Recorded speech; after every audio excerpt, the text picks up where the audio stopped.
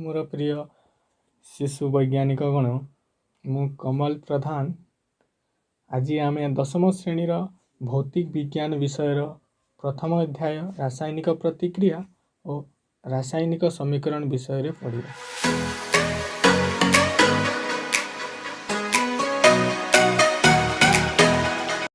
वर्तमान आम विभिन्न प्रकार रासायनिक प्रतिक्रिया विषय पढ़ा। रासायनिक प्रतिक्रिया समय गोटे मौलिकर परमाणु गुड़िक अन्य एक मौलिकर परमाणु गुड़िक परिवर्तित हुए नहीं किंबा परमाणु गुड़िक अंतर्ध्यान हो जाए नहीं किंबा अन्य केउठारु आसी आविर्भूत हुए नहीं। प्रकृत रे रासायनिक प्रतिक्रिया रे परमाणु गुड़िक मध्य बंध भांगी और बंध गठन होई नूतन पदार्थ गुड़िक उत्पन्न हुए। मुख्यतः रासायनिक प्रतिक्रिया 5 प्रकार से गुड़िक है। प्रथम संश्लेषण प्रतिक्रिया बा कॉम्बिनेशन रिएक्शन, द्वितीय विघटन प्रतिक्रिया बा डिकम्पोजिशन रिएक्शन, तृतीय विस्थापन प्रतिक्रिया बा डिस्प्लेसमेंट रिएक्शन, चतुर्थ द्वैत विस्थापन प्रतिक्रिया बा डबल डिस्प्लेसमेंट रिएक्शन एवं पंचमटी है जारण और विजारण बा ऑक्सीडेशन एंड रिडक्शन। वर्तमान आम संश्लेषण प्रतिक्रिया विषय पढ़ा। रासायनिक प्रतिक्रिया रे दुई बा ततोधिक प्रतिकारक संयुक्त होई एकमात्र उत्पाद उत्पन्न हुए सही प्रतिक्रिया को संश्लेषण प्रतिक्रिया कहा जाए। उदाहरण स्वरूप CaO जहाँकि कलिचून H2O अर्थात जल सहित रासायनिक प्रतिक्रिया करी CaOH2 जहाँकि समित चून प्रस्तुत करे। यही समीकरण रे दुईटी प्रतिकारक यथाक्रमे CaO एवं H2O थिला बेले गोटे मात्र उत्पाद जहाँकि CaOH2 प्रस्तुत होइछि। तेणु यह एक संश्लेषण प्रतिक्रिया हो पारिबा। सेहीपरि अन्य एक उदाहरण है कोयलार दहन। यही रासायनिक प्रतिक्रिया रे कार्बन ऑक्सीजन सहित रासायनिक प्रतिक्रिया करी कार्बन डाइऑक्साइड प्रस्तुत करे। यही प्रतिक्रिया रे मध्य दुईटी प्रतिकारक यथा कार्बन और ऑक्सीजन थिला बेले गोटे मात्र उत्पाद जहाँकि CO2 और कार्बन डाइऑक्साइड अच्छी। तेणुकरी यह एक संश्लेषण प्रतिक्रिया। अन्य एक रासायनिक प्रतिक्रिया होची 2H2O2 सहित रासायनिक प्रतिक्रिया करी 2H2O बा जल अणु प्रस्तुत करे। यही रासायनिक प्रतिक्रिया रे मध्य दुईटी प्रतिकारक यथाक्रमे 2H2O2 थिला बेले गोटे मात्र उत्पाद जहाँकि 2H2O प्रस्तुत होइछि। तेणु यह मध्य एक संश्लेषण प्रतिक्रिया। जो प्रतिक्रिया रे उत्पाद उत्पन्न होगा संगे संगे ताप निर्गत हुए ताकू ताप उत्पादी बा ताप उत्पादक रासायनिक प्रतिक्रिया कहा जाए। श्वासक्रिया और परिपाक प्रक्रिया ताप उत्पादी प्रतिक्रियार एक उदाहरण। परिपाक प्रक्रिया द्वारा खाद्य सरलतर पदार्थ रे परिणत हुए। भात, रुटी और आलू रे श्वेतसार रही थाए। परिपाक प्रक्रिया हेतु यही श्वेतसार रो ग्लूकोज सृष्टि हुए। ग्लूकोज आम शरीर कोष गुड़िक मध्य थिबा ऑक्सीजन सह मिसी शरीर को शक्ति जोगाई थाए।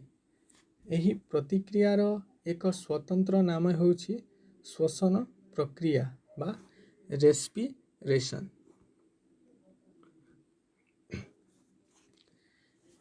यही रासायनिक प्रतिक्रियार रासायनिक समीकरणटी है C6H12O6 जहाँकि आक्वस मीडियम रे अच्छी युक्त 6O2 जहाँकि एकस मीडियम रे अच्छी।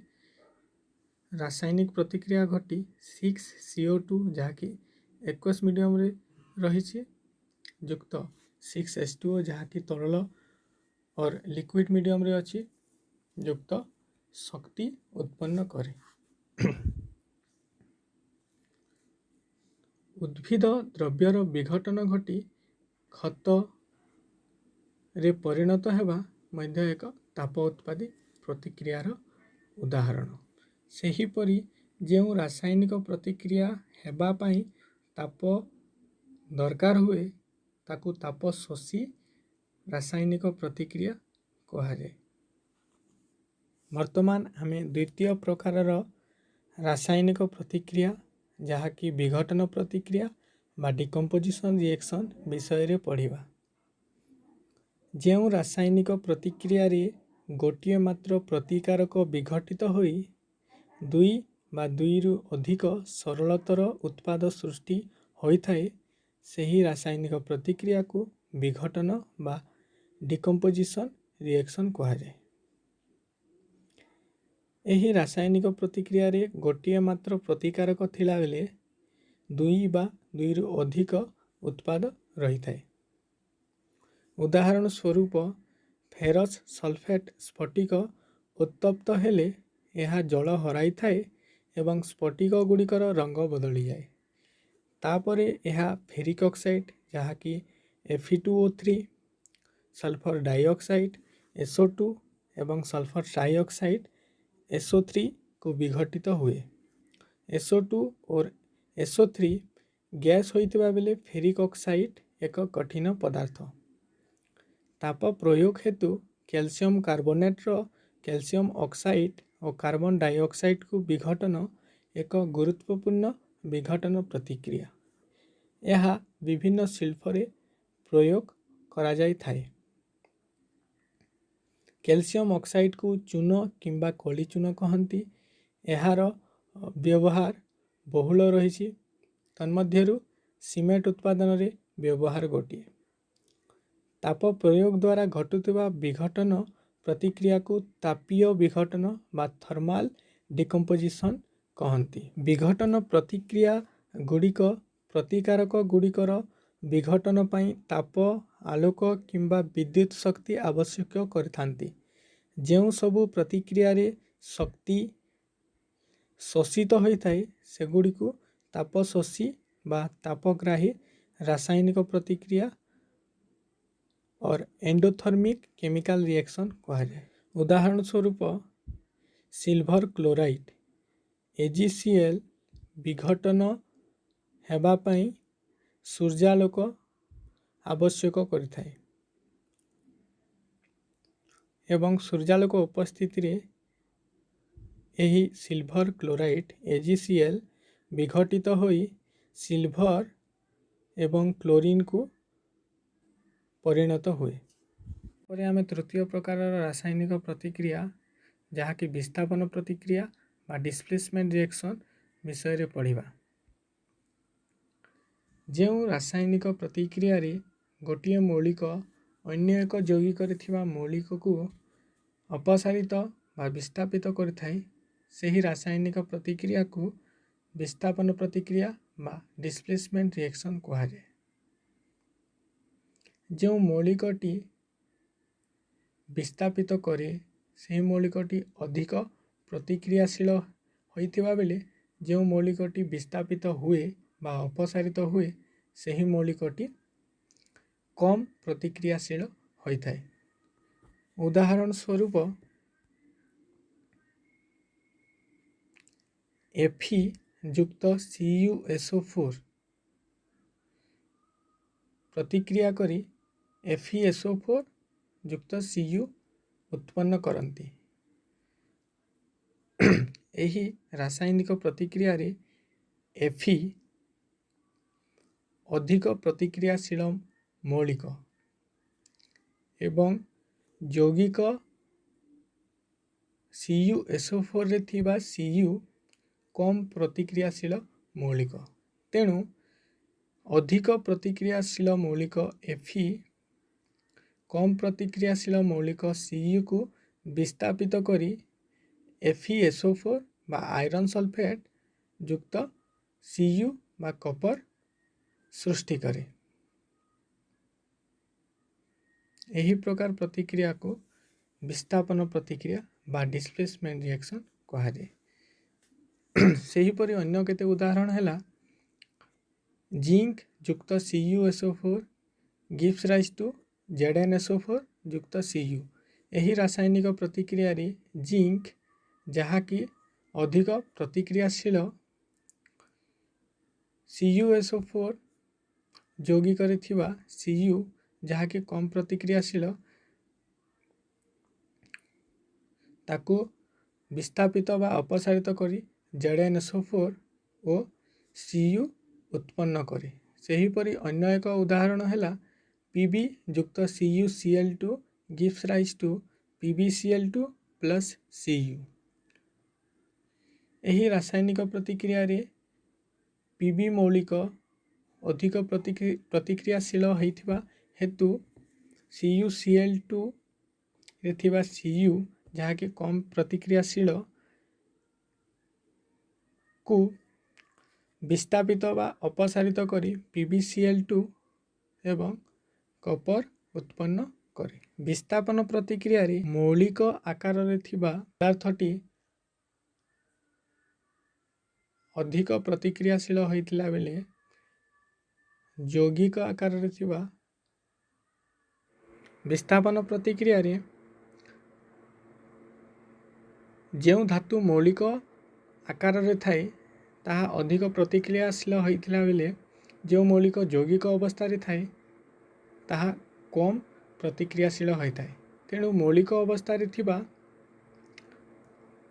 धातुटी यौगिक अवस्था रे थिबा धातु को विस्थापित बा अपसारित करिथाए। तापरे आमे चतुर्थ प्रकार रासायनिक प्रतिक्रिया विषय रे पढ़िबा।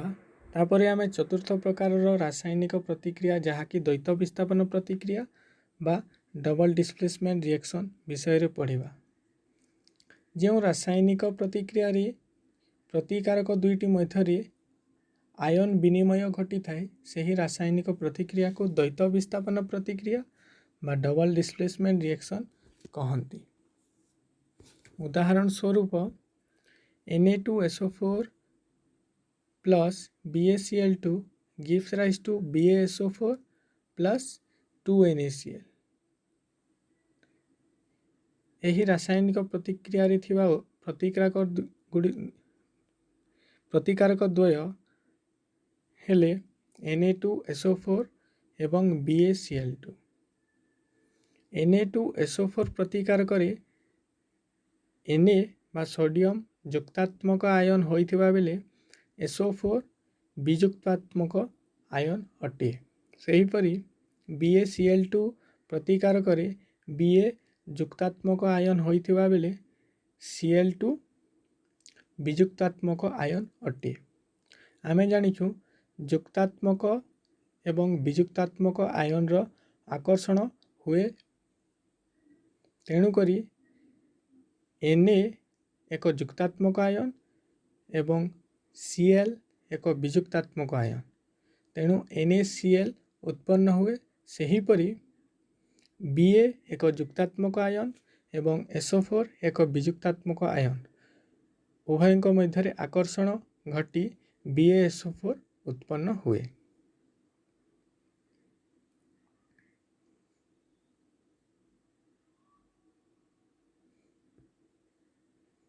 यही रासायनिक समीकरण रे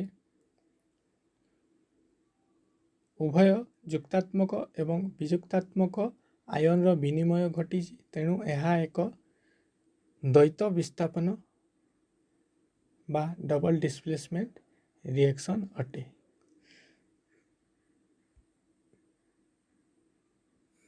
तापरे आमे पंचम प्रकार रासायनिक प्रतिक्रिया जहाँकि जारण और विजारण बा ऑक्सीडेशन एंड रिडक्शन विषय रे पढ़िबा। यदि एक पदार्थ रासायनिक प्रतिक्रिया समय रे ऑक्सीजन लाभ करे तेबे पदार्थटी जारित हैला बोली कहाजिबो। किंतु यदि पदार्थटी रासायनिक प्रतिक्रिया समय ऑक्सीजन हराई थाए तेबे ताहा विजारित हैला बोली कहाजिबो। उदाहरण स्वरूप 2Cu युक्त O2 gives rise to 2CuO। एही रासायनिक प्रतिक्रिया रे Cu ऑक्सीजन लाभ करिछि, तेणु यह एक जारण प्रतिक्रिया। सेहीपरि अन्य एक रासायनिक प्रतिक्रिया रो उदाहरण हैला CuO युक्त H2 gives rise to Cu plus H2O। एही रासायनिक प्रतिक्रिया रे Cu ऑक्सीजन हराइछि, तेणुकरी यह एक विजारण रासायनिक प्रतिक्रियार उदाहरण अटे। यदि कौनसी रासायनिक प्रतिक्रिया समय गोटे प्रतिकारक जारित हेउथिले अन्य प्रतिकारकटी विजारित हुए, सही प्रकार रासायनिक प्रतिक्रिया को जारण विजारण प्रतिक्रिया बा ऑक्सीडेशन रिडक्शन रिएक्शन कहती। यहाकू मध्य रिडक्स रिएक्शन कहा जाए। उदाहरण स्वरूप CuO युक्त H2 gives rise to Cu plus H2O। एही रासायनिक प्रतिक्रिया रे CuO ऑक्सीजन हराई Cu उत्पन्न करुछि, तेणु यह विजारण प्रतिक्रिया। सेहीपरि H2 ऑक्सीजन लाभ करी H2O उत्पन्न करुछि, तेणु यह जारण प्रतिक्रिया। एही रासायनिक प्रतिक्रिया रे गोटे प्रतिकारक जारित हेउथला बेले अन्य एक प्रतिकारकटी विजारित हेउछि, तेणु यह एक जारण विजारण प्रतिक्रियार उदाहरण। अन्य केतेक जारण विजारण प्रतिक्रियार उदाहरण गुड़िक है ZnO plus C gives rise to Zn plus CO। ZnO विजारित होई Zn प्रस्तुत करुवा बेले C जारित होई CO प्रस्तुत करुछि। अन्य एक उदाहरण है MnO2 plus 4HCl gives rise to MnCl2 plus 2H2O plus Cl2। एही रासायनिक प्रतिक्रिया रे MnO2 विजारित होई MnCl2 प्रस्तुत कला बेले 4HCl जारित होई 2H2O प्रस्तुत करुछि। जदि गोटे पदार्थ रासायनिक प्रतिक्रिया समय ऑक्सीजन ग्रहण करे किंबा हाइड्रोजन हराए, तेबे पदार्थटी जारित हुए। किंतु जदि पदार्थटी रासायनिक प्रतिक्रिया समय ऑक्सीजन हराए किंबा हाइड्रोजन ग्रहण करे, तेबे पदार्थटी विजारित हुए।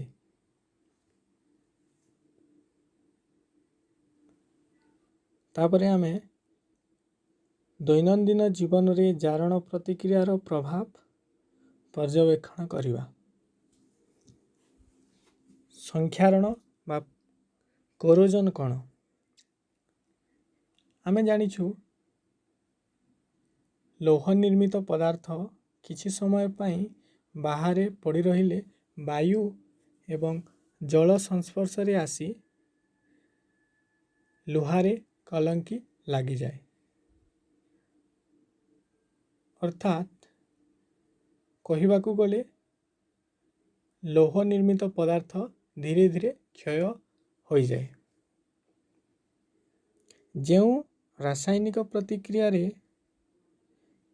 धातुटीर धीरे धीरे क्षय घटे, सही रासायनिक प्रतिक्रिया को संख्यारण बा क्रमक्षय बा कोरोजन कहा जाए।